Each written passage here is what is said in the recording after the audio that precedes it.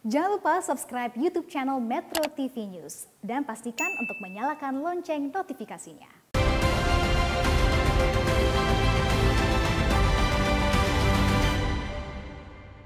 Dipersembahkan oleh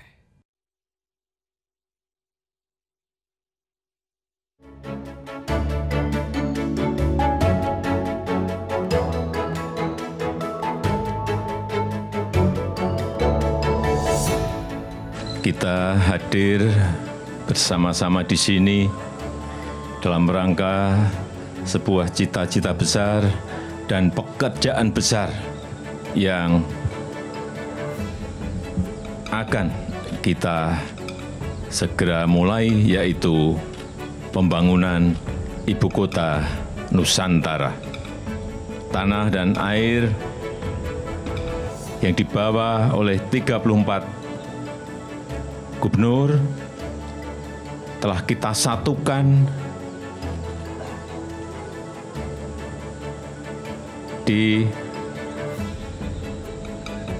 tempat yang akan jadi lokasi Ibu Kota Nusantara, dan saya ingin mengucapkan terima kasih yang sebesar-besarnya kepada para gubernur. Ini merupakan bentuk dari kebinekaan kita dan persatuan yang kuat di antara kita dalam rangka membangun Ibu Kota Nusantara ini. Kolaborasi antara pemerintah pusat, pemerintah daerah, TNI, Polri, swasta, dan seluruh masyarakat dalam mendukung pembangunan Ibu Kota Negara ini akan sangat membantu agar apa yang kita cita-citakan ini bisa segera terwujud.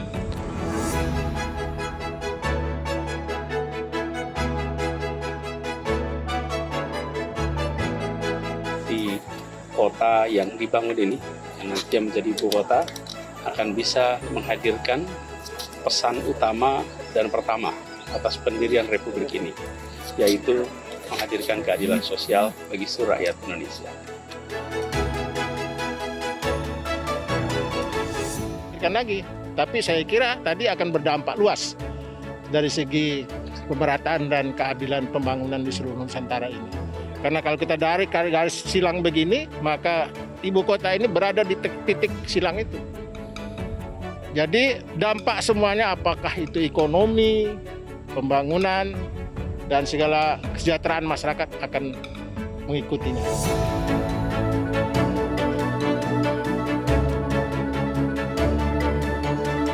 Saya kira di luar IKN berharap ini jadi kebanggaan.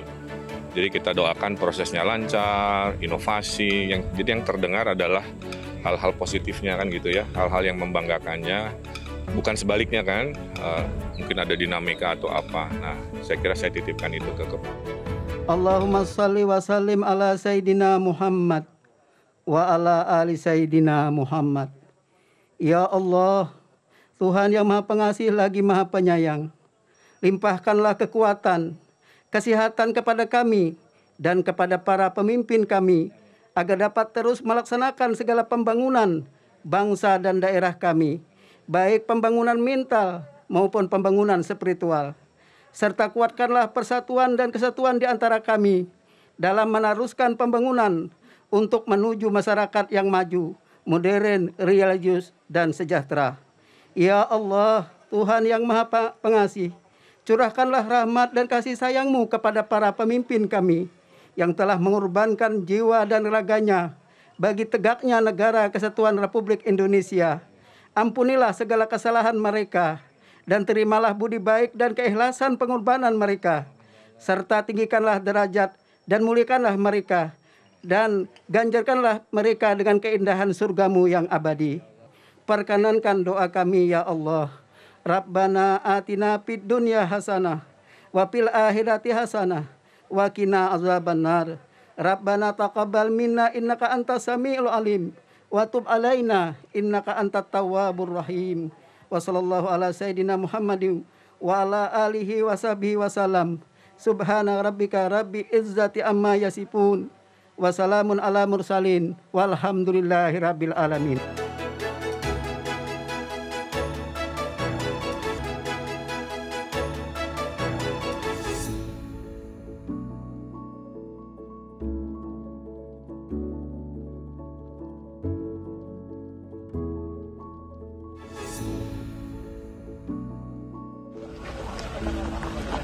Halo, bersama Pak Pram sama Pak Bahlil di Kita menikmati tenda di ibu kota negara Nusantara. Hari ini ditentukan titik nolnya dan sekaligus bersama dengan Presiden dan Ibu Negara dan juga beberapa menteri kita tidur di tempat ibu kota negara baru. Pak Pram, terima kasih diajak. Hari ini adalah hari yang bersejarah untuk menentukan masa depan bangsa ke depan, khususnya tentang ibu kota Nusantara.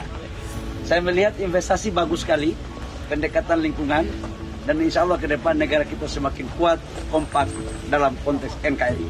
Indonesia maju. Amin. Amin. Nusantara Jaya.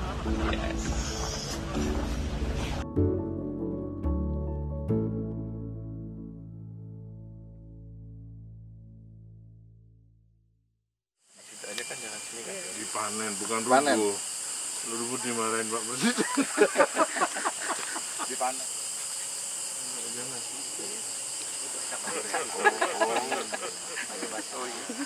Dia tadi ngingetin kalau mau lagi di tahun depan di Monas kekuatan dulu.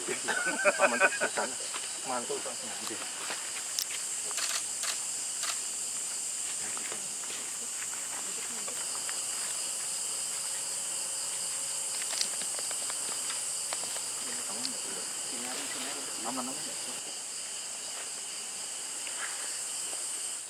Ini tentang politik lokalnya. Banyak orang yang bertanya, kenapa pilihan yang dijatuhkan adalah pilihan otorita, di mana ada sebuah wilayah yang ada rakyatnya, ada publiknya, ada pembayar pajaknya, tapi tidak ada representatifnya, tidak ada wakil rakyatnya. Kurang lebih apa yang pada dasarnya bisa kita share sama publik atas hal tersebut, Pak?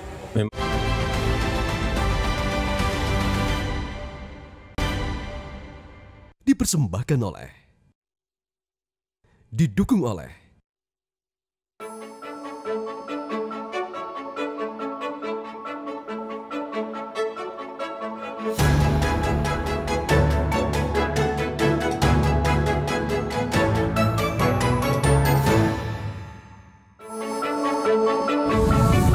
Bapak Presiden, terima kasih banyak atas kesempatan yang diberikan kepada Metro TV pada sore hari ini, Pak. Sama-sama. Ini merupakan sebuah kehormatan bagi kami untuk melihat tenda kepresidenan ternyata nggak beda jauh sama tenda pramuka, Pak.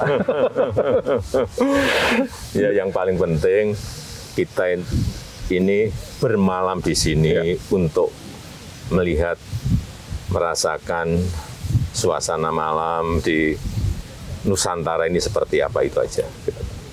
Bapak Presiden, boleh berkenan copot masker, Pak? Kami semua sudah tes PCR dan saya yakin Bapak juga. Bapak, pertama kali saya ucapkan selamat, Pak. Tadi acara Kendi Nusantara telah berlangsung dengan sangat lancar, baik, dan ternyata animo dan respon dari publik juga baik. Namun ada hal yang mungkin perlu kita sama-sama dengarkan. Apa sih, Pak, yang membuat Bapak datang dengan ide Kendi Nusantara? Ada tanah, ada air dari berbagai macam provinsi dikumpulkan dan dijadikan satu di titik ini. Ya, negara kita ini negara besar, 17.000 pulau, ada 34 provinsi. Yang kenapa kita ingin para gubernur membawa tanah dan air dari provinsi masing-masing dan datang ke ibu kota Nusantara ini memang simbol kebinekaan kita dan simbol persatuan kuat kita, bahwa cita-cita besar dan pekerjaan besar yang segera kita mulai ini betul-betul didukung oleh semua gubernur, Dan kita harapkan dengan dukungan kuat itu, kemudahan dan kelancaran pembangunan ini bisa kita kerjakan. Dan kalau kita lihat Pak, Gubernur itu kan representasi politik ya Pak ya.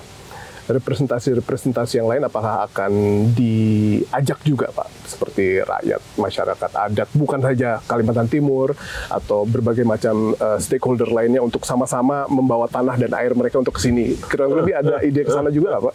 Saya kira ini apa? Jalan, rasa kepemilikan seluruh rakyat terhadap Ibu Kota Nusantara harus ada ownership di situ.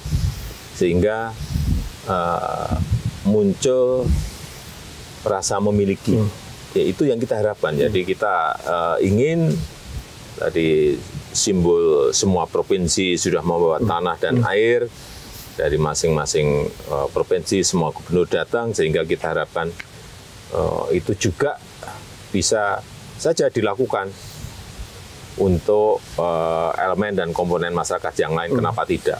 Yang paling penting adalah menumbuhkan rasa memiliki terhadap Ibu Kota Nusantara. Jadi semua boleh datang ke titik nol, membawa tanah dan airnya, Pak? Dipersilahkan. Bapak Presiden, kalau kita amati, Bapak kan kesini juga sudah berkali-kali. Dalam hal yang membuat Bapak merasa sangat spesial kunjungan ini, hal apa itu, Pak? Ya, nursery, tempat persemaian bibit-bibit pohon itu memang harus dimulai. Ya. Karena kota ini adalah di konsep kota hutan. 75% sampai 80% nanti hutan akan kita rawat, kita pelihara, kita perbaiki, apalagi hutan lindung atau hutan konservasi yang ada, itu yang akan kita rehabilitasi. Sehingga kita buat yang namanya nursery, tempat pusat persemaian yang produksinya kira-kira 20 juta pohon per tahun. Dan sampai Ibu Kota selesai masih akan terus? Terus, setiap tahun terus akan berproduksi terus, dan tanamannya adalah tanaman endemik. Tanaman asli lokal, kemudian juga ada yang fast growing species. Jadi campuran antara itu, sehingga muncul nantinya misalnya tanaman-tanaman yang disukai burung, tanaman-tanaman yang disukai hewan itu harus mulai ditanam kembali, reklamasi, rehabilitasi, tempat-tempat penambangan yang banyak di kawasan IKN Nusantara ini, sehingga itu yang akan terus kita lakukan, karena memang target kita minimal 75% adalah hijau. Ya. Itu yang harus terus kita jaga. Bapak Presiden, kalau kita lihat nih sejauh mata memandang, Pak, itu kan tanamannya cukup homogen ya, Pak ya? Ini hutan tanaman industri, jangan keliru. Ini hutan tanaman industri yang setiap 7 tahun ini ditebang, kemudian ditanam kembali, dan tanamannya monokultur. Tanamannya homogen, yaitu eukaliptus, yang dipakai untuk bubur kertas atau pulp. Di masa IKN nanti sudah akan beroperasi, apakah akan dipertahankan monokultur dan homogen seperti ini atau dikembalikan seperti hutan? Enggak. Jadi persemaian yang tadi saya sampaikan, nursery yang tadi saya sampaikan adalah menyiapkan bibit-bibit pohon yang endemik. Bibit-bibit yang asli lokal di sini. Bibit-bibit pohon yang menarik untuk hewan datang. Bibit-bibit pohon yang menarik untuk burung-burung datang. Sehingga kita ingin mengembalikan ekosistem, ekologi, sehingga akan lebih baik. Jadi semua ini akan berubah menjadi seperti hutan awalnya seperti apa di Kalimantan dulu, Pak ya? Kira-kira itu. Iya. Bapak Presiden, satu hal yang pada dasarnya menjadi pembahasan di publik, Pak, ini tentang politik lokalnya. Banyak orang yang bertanya, kenapa pilihan yang dijatuhkan adalah pilihan otorita, di mana ada sebuah wilayah yang ada rakyatnya, ada publiknya, ada pembayar pajaknya, tapi tidak ada representatifnya, tidak ada wakil rakyatnya. Kurang lebih apa yang pada dasarnya bisa kita share sama publik atas hal tersebut, Pak? Memang kita ingin sebuah organisasi yang fleksibel dalam awal-awal ini. Organisasi yang lincah, yang bisa mengakomodir semuanya. Agar IKN Nusantara ini segera bisa terwujud, meskipun perkiraan kita akan memakan waktu 15-20 tahun. Tetapi apapun organisasi yang fleksibel, organisasi yang lincah itu diperlukan. Tetapi nantinya apabila sudah jadi selesai, ya terserah. Misalnya mau rubah menjadi sebuah daerah khusus, ibu kota, atau provinsi seperti DKI Jakarta. Saya kira itu semua terbuka kemungkinan. Semuanya terbuka, semua terbuka. Tapi memang organisasi yang fleksibel, lincah itu memang kita perlukan di awal-awal pembangunan ini. Definisi di awal-awal itu berapa lama yang menurut yang ada di benak Bapak? Ya mungkin bisa 10-15 tahun. 10-15 tahun. Bapak Presiden, kalau kita lihat negara-negara yang sudah terlebih dahulu melakukan perpindahan ibu kotanya, kayak Amerika Serikat di abad 19, lalu ada Australia di Canberra, Brasilia di Brasilia, Pak. Kira-kira inspirasi apa atau resep apa atau hal positif apa yang Bapak ingin tiru atau ingin bawa untuk dihadirkan di sini? Iya, ada Brasilia, ada Canberra, ada Putrajaya, ada Nur Sultan, dan banyak yang lainnya. Tetapi ini memang beda. Konsepnya memang konsep kota hutan. Dan nggak ada yang saya kira belum ada konsep karena konsep ini adalah konsep kota yang hijau, kemudian Spawn City yang menampung nantinya air-air yang turun sehingga ditampung di kawasan-kawasan tertentu, sehingga kota ini menjadi sebuah kota yang beda, dan juga kota yang cerdas, smart city yang nantinya kita harapkan pemerintahannya semuanya e-gov semuanya, dan memberikan pelayanan kepada publik, kepada masyarakat dalam waktu yang secepat-cepatnya, terbuka. Saya kira memang kota masa depan yang ingin kita bangun di sini. Bapak, salah satu hal yang kita juga amati, apabila kita bicara soal payung hukum udah selesai, Pak. DPR sudah setuju, bahkan hari ini kita nggak akan melakukan upacara Kendi Nusantara apabila tidak ada payung hukumnya. Tetapi yang publik juga khawatirkan adalah political passion dari penerus Bapak. Hal yang dikhawatirkan juga apa yang sudah dilakukan oleh pemerintahan yang sekarang agar tiba pada titik point of no return, Pak, nggak bisa balik lagi ke belakang. Kurang lebih hal apa yang pada akhirnya Bapak rintis untuk menuju ke arah sana agar kerjaan kita yang demikian besar ini tidak dimulai dari nol lagi atau dikembalikan? Ini kan Undang-Undang Ibu Kota Nusantara ini kan sudah disetujui oleh DPR. Ya. Disetujui 8 fraksi dari 9 fraksi yang ada. Ya. Sudah sangat mayoritas sekali. Jadi jangan kita tuh khawatir terhadap sesuatu yang sebetulnya sudah jelas. Beda kalau 50-50 misalnya. Ini 8 dari 9 fraksi. Ya. Sudah menyetujui. Terus dalam hukum ketatanegaraan kita artinya dukungan yang sangat besar sekali, dan hal seperti itu jangan dianggap biasa saja. Itu sesuatu yang luar biasa buat saya. Nah, itu saya kira berangkat dari sinilah sebetulnya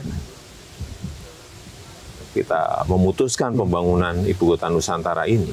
Ada titipan kepada para ketua parpol, Pak, ketum parpol untuk menjaga terus agar tidak ada amandemen, karena undang-undang kan bisa diamandemen, undang-undang bisa di...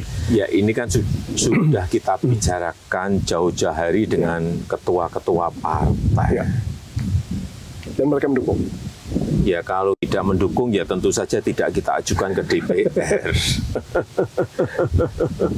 Karena kepentingan politik kan suka berbeda-beda ya Pak, tergantung arah mata angin. Ya, kalau terpautnya sedikit nggak apa-apa. Ya. Ini sekali lagi, 8 fraksi dari 9 fraksi yang ada.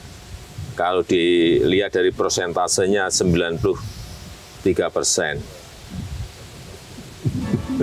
Baik.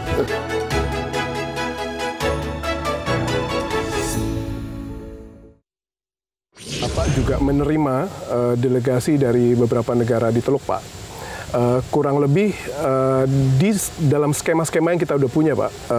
APBN, swasta, lalu KPBU, mereka masuk ke yang mana, Pak? Atau akan ada jumlah di luar 466 itu atau masuk ke yang 466?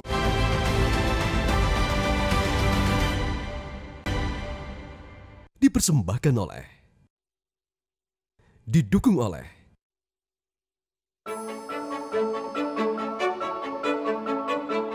kita berasumsi bahwa ini adalah sebuah langkah yang tidak akan surut, Pak. Dan langkah tidak akan surut kan ada tahapannya. Kurang lebih untuk tahapan-tahapan awal, Pak, Bapak pernah bicara tentang kita akan membangun dengan dimulainya pembangunan bendungan. Kita akan mulai melakukan pembangunan IKN dengan menghadirkan rumah kebun persemaian atau nursery. Setelah itu apa lagi, Pak? Apa yang publik harus tahu agar mereka tahu, mereka yakin, dan pada akhirnya mereka mendukung? Ya, ini sekali lagi sudah berulang-ulang kali saya sampaikan. Kita ingin pemerataan, ya. Kita ingin keadilan, karena negara Indonesia ini besar sekali, 17.000 pulau. Ya. Dan kita tahu 58% PDB ekonomi, perputaran ekonomi itu ada di Jawa, 58%. Ya. Kemudian 56% populasi Indonesia itu ada juga di Jawa. Sehingga muncul ketimpangan wilayah, baik itu ketimpangan infrastruktur, ketimpangan pertumbuhan ekonomi, ketimpangan fasilitas-fasilitas yang lainnya untuk pelayanan publik. Sehingga kembali lagi perlu pemerataan. Jangan semuanya orang tertuju ke Jawa. Ekonomi tertuju ke Jawa, cari pekerjaan tertuju ke Jawa, investasi tertuju ke Jawa. Nggak ada pemerataan. Lebih khusus lagi ke Jakarta. Sehingga apa? Beban daya dukung dari Pulau Jawa ataupun Jakarta sudah tidak sehat lagi kalau dari hitung-hitungan daya dukung lingkungan dan lain-lainnya. Dan itulah yang membuat kita semua harus tahu bahwa pemerataan itulah yang akan memberikan manfaat buat seluruh rakyat. Ya, bayangkan 17.000 pulau, 156 juta penduduknya ada di Jawa. 17.000 pulau, 58% PDB ekonomi itu ada di Jawa. Ini kalau dibiarkan, orang semakin akan banyak berbondong-bondong ke Jawa, berbondong-bondong ke Jakarta. Ya. Ini yang berangkat dari situlah. Dan ini kan sebetulnya memang sudah digagas sejak Bung Karno tahun 57. Ya. Pak Harto juga pernah juga memutuskan. Pak SBY juga melakukan beberapa kajian untuk pemindahan itu. Ya, ini memang kenapa muncul gagasan seperti itu, memang karena mereka jauh-jauh hari sudah tahu. Beliau-beliau sudah tahu bahwa masalah populasi, masalah pertumbuhan ekonomi itu semuanya terkonsentrasi di Jawa. saya ingin beralih kepada pendanaan Bapak Presiden. Dari laporan yang ada, jumlah total yang dibutuhkan 466 triliun. Masih sekitar itu, Pak? Ya, kurang lebih. Ini tergantung, memang sangat tergantung sekali kepada apakah konsep yang ada masih sama atau mungkin bisa konsepnya membesar, sehingga kalau membesar dananya juga akan tambah. Tapi yang paling penting perlu saya sampaikan bahwa dari APBN perkiraan ini baru perkiraan kira-kira antara 19 sampai 20%, dan yang lainnya dari KPBU, dari PPP, dari nanti kerjasama dengan swasta, dan mungkin juga BUMN bisa masuk, sehingga semua alternatif pendanaan itu kita harus create, termasuk misalnya menerbitkan obligasi untuk masyarakat, untuk publik, juga bisa, karena memang alternatif pendanaan banyak sekali. Jadi publik juga diundang untuk punya saham di IKN? Iya, saya kira sudah mulai dirancang ke arah itu. Nah, kemarin Bapak juga menerima delegasi dari beberapa negara di Teluk, Pak. Kurang lebih di dalam skema-skema yang kita udah punya, Pak, APBN, swasta, lalu KPBU, mereka masuk ke yang mana, Pak? Atau akan ada jumlah di luar 466 itu, atau masuk ke yang 466 itu, Pak? Ya, bisa masuk ke 466 triliun itu, atau bisa di luar itu. Tapi skema yang akan kita putuskan ini memang masih dalam proses negosiasi yang alot, karena apapun kita ingin ibu kota Nusantara ini betul-betul jadi sesuai dengan konsep yang kita miliki dan kita inginkan, dan kita harapkan skema itu nanti bisa sambung, karena yang tertarik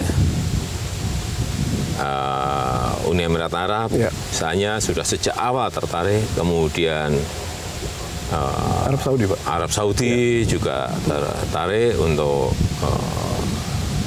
masuk, termasuk dulu sebetulnya dari Jepang. Dari SoftBank juga ingin masuk dengan konsep teknologi, tetapi kemudian karena skemnya nggak cocok, ya mundur. Nggak apa-apa, saya kira kita ini terbuka kok. Saya baru mau tanya itu, Pak. Tentunya ini kan skema yang semua harus sama-sama untung, sama-sama senang, kan, Pak? Betul. Dari sisi pemerintah, apa yang Bapak lihat tidak untungnya di kita, atau tidak untungnya di mereka, atau yang selama ini memang karena skemanya tidak cocok untuk salah satu pihak, beratnya ada di mana, Pak? Ya, yang selalu dihitung oleh mereka adalah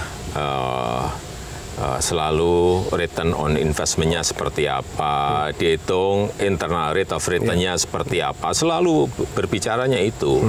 Ya, kita pun kan nggak mau juga terlalu didikte, juga nggak bisa. Artinya dua-duanya harus win-win semuanya, harus mendapatkan keuntungan yang baik. Saya kira konsep kota hutan, konsep kota yang berkelanjutan, smart city itu betul-betul memang harus konsisten kita sampaikan pada mereka. Saya ingin garis bawahi tadi Bapak bilang bahwa everyone is invited, semua diundang sini, boleh ikut serta, termasuk dalam hal pembiayaan. Tadi Bapak bilang obligasi khusus buat IKN untuk publik. Ada time frame, ada jangka waktu yang bisa kita dapati, Pak? Kapan publik bisa berinvestasi di sini? Ya, ini kan kepala otorita dan wakil kepala otorita kan baru saja dilantik. Tugas beliau-beliau untuk menyiapkan kelembagaan, tugas beliau-beliau untuk menyiapkan perencanaan yang lebih detail, baik mengenai yang berkaitan dengan masalah anggaran pendanaan, yang berkaitan dengan teknis dan strategis yang berkaitan dengan segera dimulainya hal yang fisik yang ada di sini. Saya kira beliau berdua nanti yang akan membuat tahapan-tahapan itu. Bapak Presiden, kira-kira kalau Bapak harus berpesan kepada seluruh pihak yang sampai saat ini masih belum yakin atas IKN, bahkan masih menentang atas hadirnya IKN dan ide tersebut, apa pesan Bapak? Ya, ini sebuah pekerjaan besar, sebuah pekerjaan raksasa yang juga tidak mudah. Ya. Dalam sebuah keputusan besar seperti ini pasti ada pro dan kontra. Ya. Nah, inilah negara demokrasi, nggak apa-apa. Tapi bahwa apa yang sudah kita jelaskan tadi, ya memang itulah yang ingin kita raih dan yang kita cita-citakan, sebuah pemerataan, keadilan, terutama untuk yang di luar Jawa. Nah, termasuk untuk ASN PNS, Pak, yang masih bersuara, masih khawatir harus pindah ke sini. Kurang lebih penjelasan pemerintah apa, Pak, buat mereka? Yang paling penting fasilitas untuk mereka di sini disiapkan dan harus siap. Tidak hanya urusan perumahan saja, urusan yang berkaitan dengan pendidikan untuk anak, rumah sakit untuk kesehatan keluarga mereka harus disiapkan semuanya, fasilitas-fasilitas itu, sehingga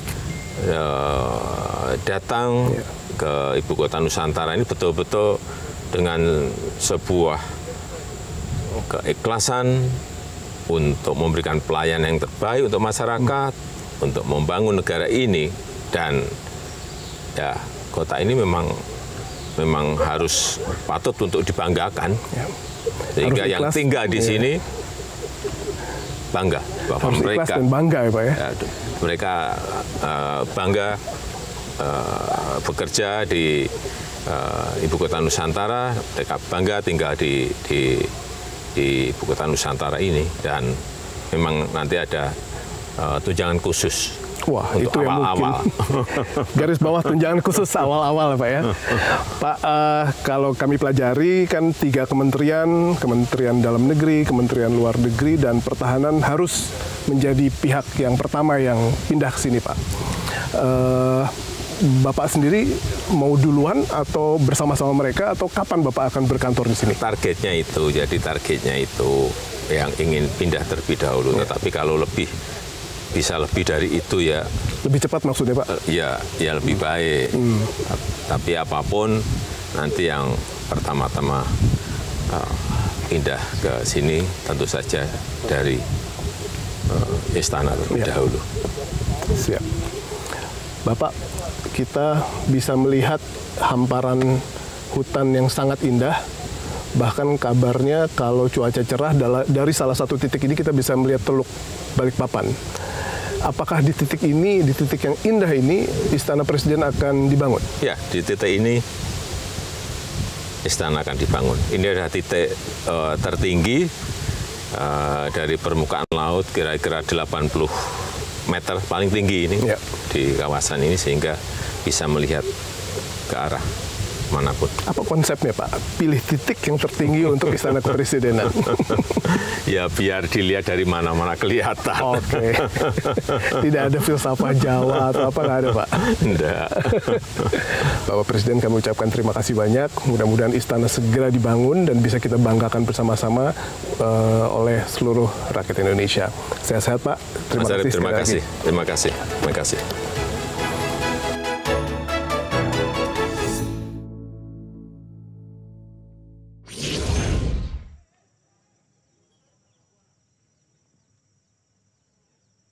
Saat ini live dari Kalimantan Timur.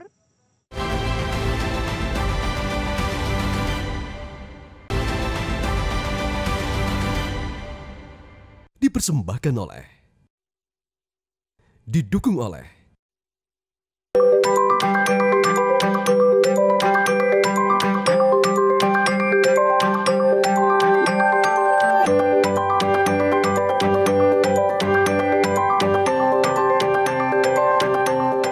Presiden Joko Widodo ingin Ibu Kota Nusantara dibangun dengan konsep kota hutan. Area hutan tanaman industri yang mengelilingi pusat kota Nusantara akan direhabilitasi kembali ke fungsinya sebagai hutan hujan tropis. Lahan-lahan kritis akan ditanam dengan tanaman asli Kalimantan dan tanaman buah agar hewan kembali masuk ke kawasan hutan ini.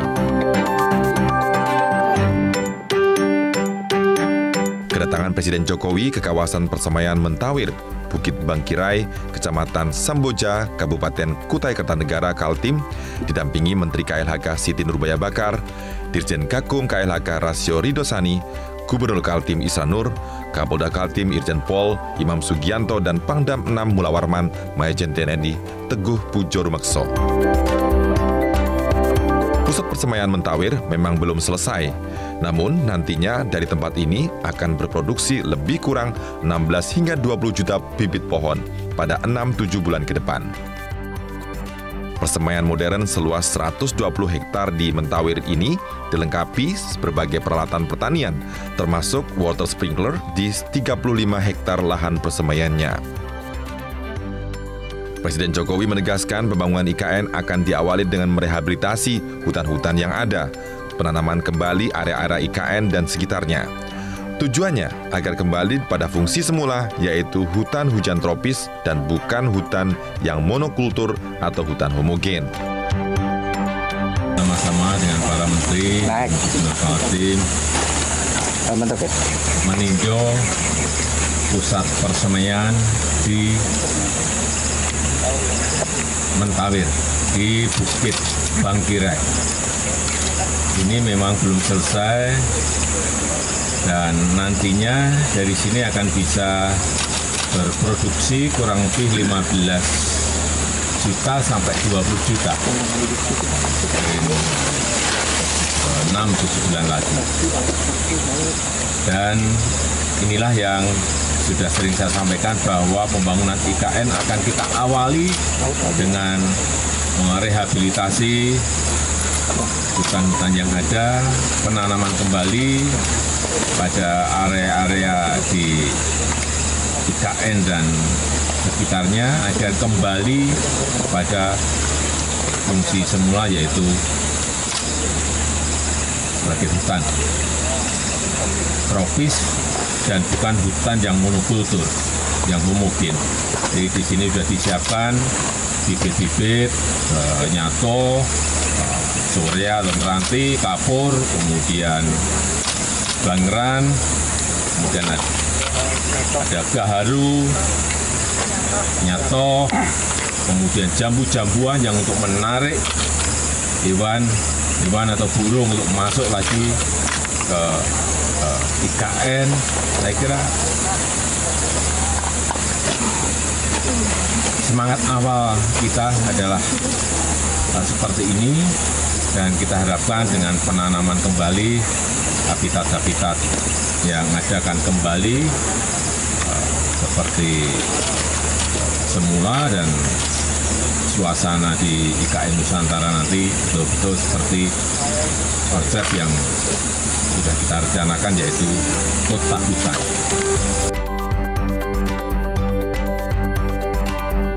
Jutaan bibit yang ada di persemaian ini nantinya akan ditanam di area terutama di lahan kritis yang ada di IKN, juga untuk tanaman sela tanaman eukaliptus yang ada saat ini. Saat tanaman eukaliptus dipanen, tanaman sela nyantoh, sorea atau meranti, kapur, pelangiran, gaharu, dan lainnya sudah tumbuh besar.